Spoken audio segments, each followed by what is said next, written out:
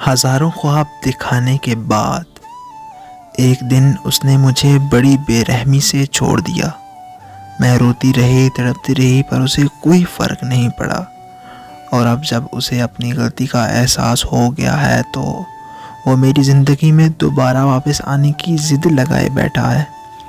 پر اب شاید میرے لیے دوبارہ پہلے جیسی ہو جانا ناممکن ہے۔ 2 سال پہلے میری بہن کی شادی پر وہ باراتی بن کر آیا تھا اور وہاں ہماری دوستی ہو گئی۔ وقت کے ساتھ ساتھ دوستی پیار میں بدل گئی۔ زندگی بہت خوبصورت لگنے لگی تھی۔ ہم دن رات آپس میں باتیں کرتے رہتے تھے، شادی کے خواب سجاتے رہتے تھے۔ ایک دن اس کی بار بار کال آنے لگی، لیکن میں فیملی میں بیٹھی تھی تو اٹینڈ نہیں کر پائی۔ تو میسج آنے لگے کہ مجھے ابھی تم سے بات کرنی ہے۔ میں نے فیملی سے الگ ہو کر اس کی کال اٹینڈ کی تو وہ مجھے کہنے لگا کہ آج کے بعد بات نہیں ہوگی، میں تمہیں ابھی چھوڑ رہا ہوں۔ یہ سن کر تو میرے پاؤں تلے سے زمین نکل گئی۔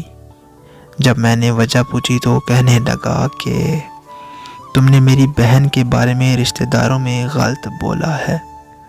میں نے اسے بہت سمجھانے کی کوشش کی کہ میں نے ایسا کچھ نہیں کیا، میں ایسا کیوں کروں گی، پر اس نے میری ایک نہیں سنی اور مجھ سے رشتہ ختم کرتے ہوئے کال بند کر دی۔ کال کے بند ہوتے ہی میری طبیعت اتنی خراب ہو گئی کہ میں ہسپتال پہنچ گئی، پر اسے کوئی فرق نہیں پڑا۔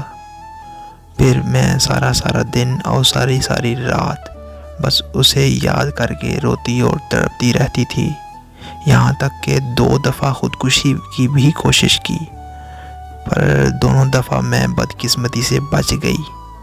میں نے ہجر بڑی مشکل سے کاٹا ہے، یہاں تک کہ میں ذہنی مریضہ بن گئی تھی، پر اب کسی حد تک میں ٹھیک ہو چکی ہوں اور خود کو سنبھال چکی ہوں۔